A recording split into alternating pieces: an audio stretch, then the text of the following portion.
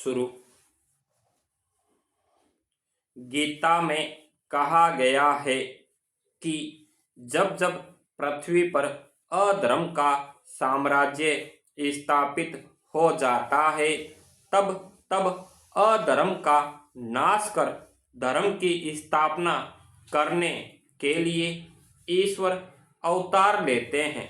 अंग्रेजों के शासन काल में जब भारत माता गुलामी की जंजीरों में जकड़ी हुई थी, तब उस घड़ी में भी प्राचीन एवं गलत विचारधारा के लोग मातृभूमि को विदेशियों के चंगुल से मुक्त कराने के लिए संघर्ष करने के स्थान पर मानव में जाति के आधार पर विभेद करने से नहीं हिचकते थे। ऐसी प्रतिकूल परिस्थितियों में कट्टरपंथियों का विरोध कर दलितों का उद्धार करने एवं भारत के स्वतंत्रता संग्राम को सही दिशा देने के लिए जिस महामानव का जन्म हुआ, उन्हें ही दुनिया डॉक्टर भीमराव अंबेडकर के नाम से जानती है। वे अपने कर्मों के कारण आज भी दलितों के बीच ईश्वर के रूप में पूजे जाते हैं। पैरा भीमराव अंबेडकर का जन्म 14 अप्रैल 1891 को केंद्रीय प्रांत अब मध्य प्रदेश के महू में हुआ था। उनके पिता रामजी मालोजी सकपाल सेना में सूबेदार मेजर थे तथा उस समय महू छावनी में तैनात थे। उनकी माता का नाम भीमा बाई मुरबादकर था। भीमराव का परिवार हिंदू धर्म की महार जाति से संबंधित था। उस समय कुछ कट्टरपंथी सवर्ण इस जाति के लोगों को अस्पृश्य समझकर उनके साथ भेदभाव एवं बुरा व्यवहार करते थे। यही कारण है कि भीमराव को भी बचपन में सवर्णों के बुरे व्यवहार एवं भेदभाव का शिकार होना पड़ा। स्कूल में उन्हें अस्पृश्य जानकर अन्य बच्चों से अलग एवं कक्षा से बाहर बैठाया जाता था। अध्यापक उन पर ध्यान भी नहीं देते थे। भेदभाव एवं बुरे व्यवहार का प्रभाव उन पर ऐसा पड़ा कि दलितों एवं अस्पृश्य माने जाने वाले लोगों के उत्थान के लिए उन्होंने उनका नेतृत्व करने का निर्णय लिया।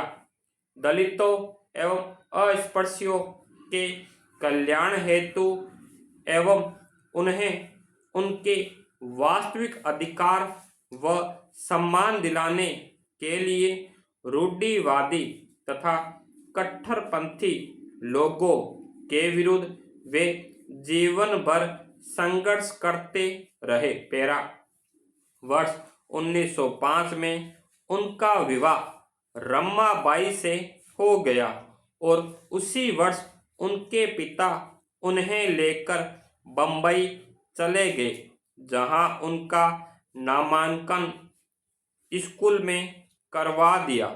वर्ष 1907 में जब उन्होंने अच्छे अंकों के साथ मैट्रिक की परीक्षा उत्तीर्ण कर ली, तो बड़ौदा के महाराजा ने प्रसन्न होकर उन्हें 25 रुपये मासिक छात्रवृत्ति देना प्रारंभ किया।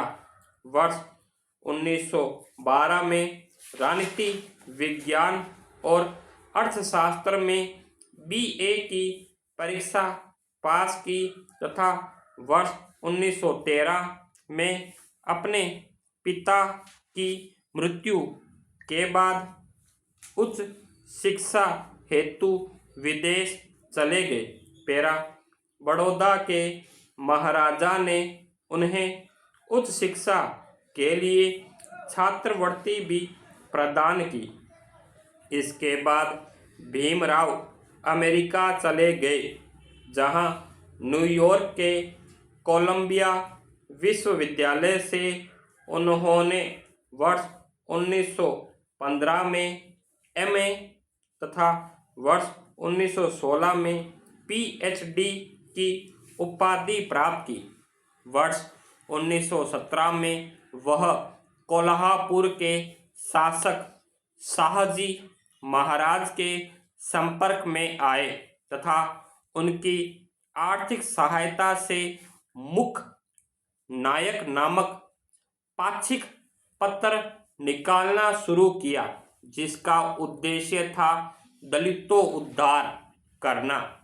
पीएचडी की डिग्री प्राप्त करने के बाद भी उच्च शिक्षा की उनकी भूख शांत नहीं हुई थी, इसलिए वर्ष 1913 में वे इंग्लैंड चले गए, जहां लंदन स्कूल से उन्होंने डॉक्टर ऑफ साइंस की डिग्री प्राप्त की। इसके बाद कानून में करियर बनाने के दृष्टिकोण से उन्होंने इस बार लॉ की डिग्री भी प्राप्त की। पेरा कानून की पढ़ाई पूरी करने के बाद वर्ष 1923 में अंबेडकर स्वदेश लौटे तथा बम्बई उच्च न्यायालय में वकालत करना प्रारंभ किया। यहाँ भी उन्हें अपनी जाति के प्रति समाज की गलत धारणा एवं भेदभाव के कारण अनेक कठिनाइयों का सामना करना पड़ा। उन्हें कोर्ट में कुर्सी नहीं दी जाती थी तथा कोई मुँह वकील उनके पास नहीं आता था। संयोगवश उन्हें एक हत्या का मुकदमा मिला, जिसे किसी भी बैरिस्टर ने स्वीकार नहीं किया था, किंतु उन्होंने इतनी कुशलता से इस मामले की पैरवी की कि जज ने उनके मुँह वकील के पक्ष में निर्णय दिया। इस घटना से अंबेडकर को बहुत प्रसिद्धि मिली।